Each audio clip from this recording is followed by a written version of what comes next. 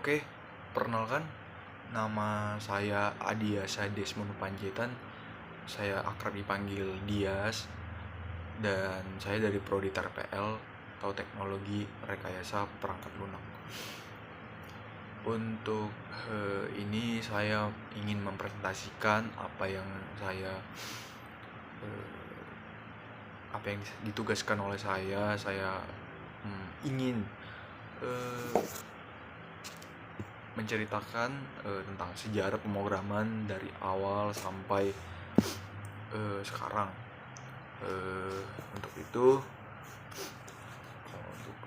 sejarah pemrograman dimulai pada abad ke-19 yang diberi ide oleh Charles Babbage dan Ada Lovelace.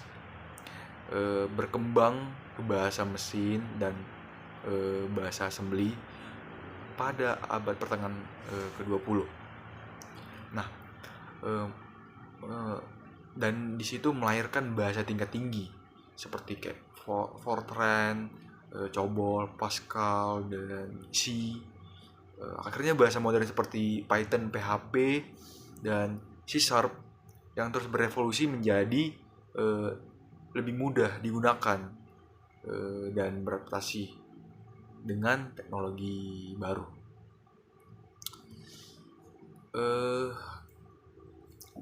Pada abad ke-19, Charles Babbage dan Ada Lovelace, konsep pembangunan pertama kali muncul dari Charles Babbage, dan analytic engine-nya Ada Lovelace, yang dianggap sebagai programmer pertama menulis algoritma pertama di dunia untuk mesin ini.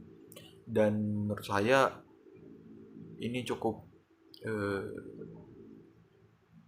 keren ya, bisa dibilang ya.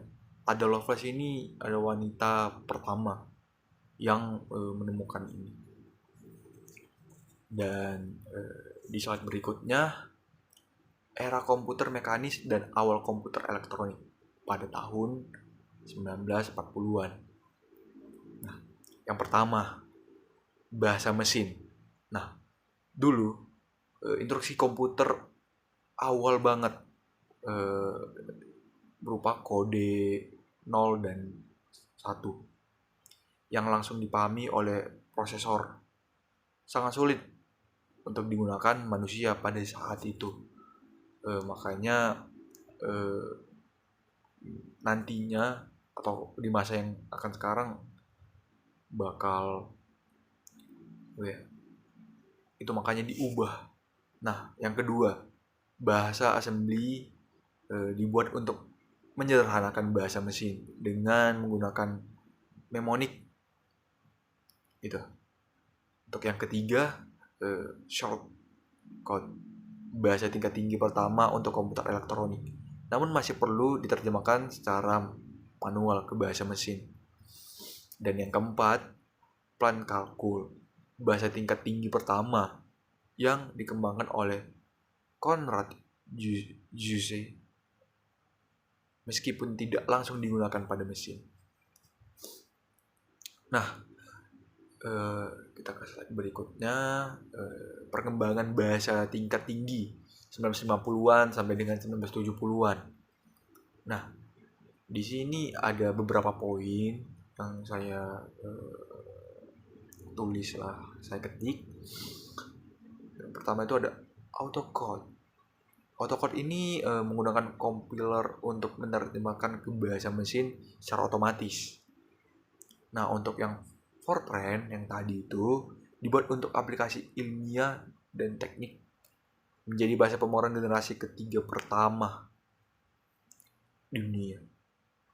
Untuk COBOL ini dibuat untuk aplikasi bisnis dan sangat berpengaruh hingga menjadi dasar banyak sistem. Kalau untuk ALGOL menjadi cikal bakal bahasa seperti C dan C++ dan Java dengan sintaksis yang lebih terstruktur. Nah, berikutnya ada Pascal. Dikembangkan oleh Niklaus Wirth dan menjadi bahasa primer untuk pengembangan perangkat lunak awal Apple. Ini untuk Pascal. Dan untuk Shoal dikembangkan untuk manajemen basis data, memungkinkan pengguna untuk mengelola dan melihat data.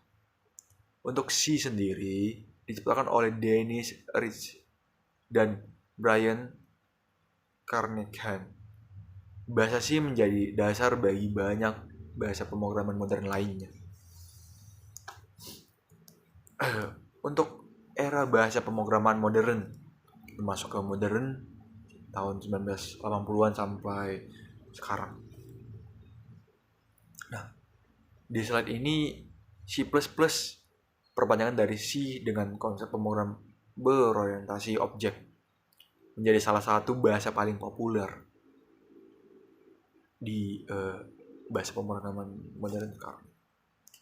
Python dibuat oleh Guido van Rossum sebagai bahasa yang simple dan mudah dibaca, populer hingga kini. PHP dibuat khusus untuk pengembangan web, masih digunakan secara luas di kalangan.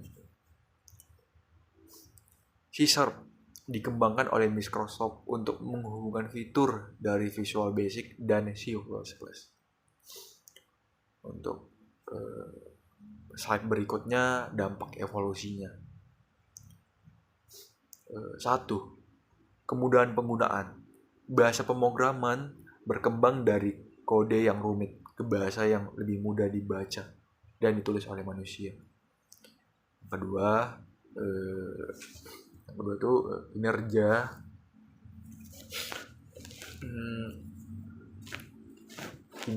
Peningkatan kinerja.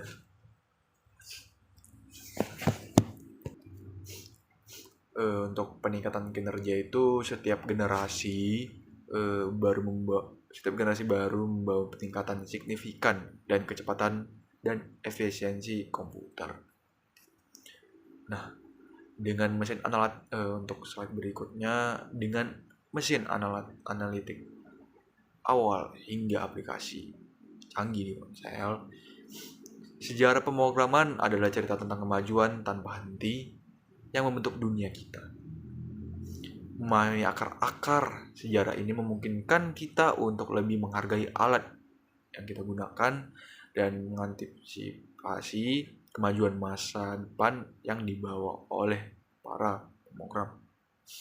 Sekian dari saya presentasi yang singkat ini, dan mohon maaf kalau ada salah kata atau saya belum terlalu pahami slide-slide yang saya baca atau saya terangkan. Lebih kurang saya mohon maaf. Terima kasih.